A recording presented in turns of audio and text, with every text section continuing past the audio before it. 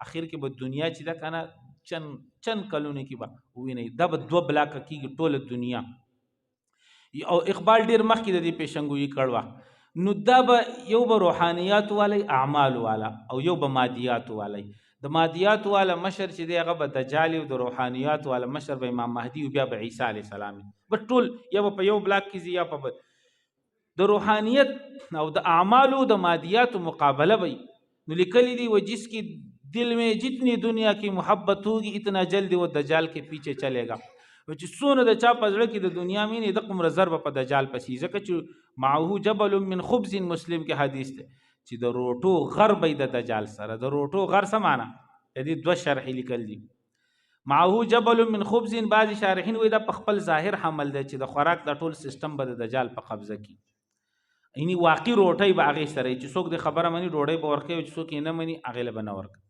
او بعض وایي چې د دې نه مراد خبز نه مراد حقيقي ډوډۍ نه دي. مقصد دی چې د خوراک او د فوډ دا ټول سیستم نه دا غوي قبضه کوي لکه څنګه چې منصوبه روانه ده. نو چې دا ټول قبضه کی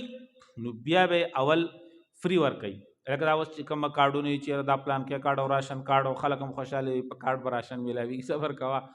نو خلک به فری به ور کوي چې فری ور کوي خلک به عادت کې خپل لاس خو وهل بم پری دي او قحط بمي چې بیا ورسته به شرطونه ولګي چې دا د سینې ملاويږي ډیر پر بدا کې دا بکې. نو خلق خو بیا په دغه ځای کې پساو شي کاغه شرطونه مانی جو بیا بدن ایمان زی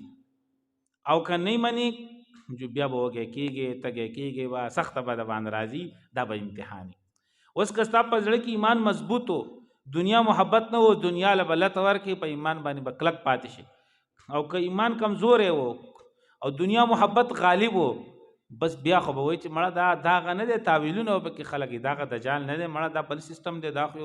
او دا راشن میلاویږي او فریدا دی هغه دی او دا خیراتی اداره ده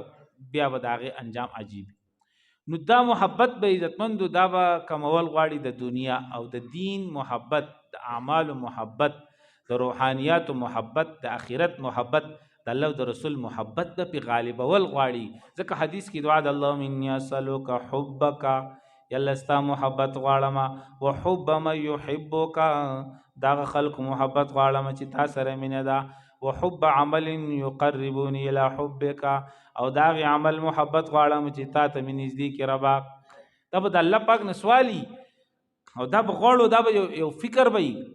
ځکه چې په حدیث کې راځي صحابه ته پوس وکړو چې د الله رسوله چې قحط وي د دجال په زمانه کې ویل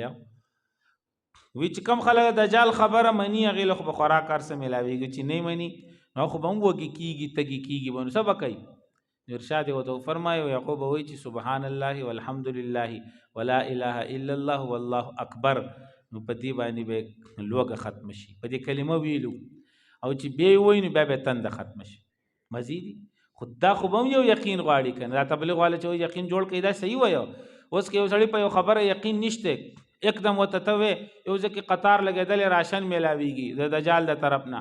او بل طرف ته کلمه ده او ته چاته وي چې درېمه کلمه واغوي چې مولا دل تکینه درېمه کلمه وای او غلط قطار ولاړ د خمزیدار او یوازي به پریدي تاسو بیا موږ یوازي پریدي ځکه کله دنیا د محبتونه غالب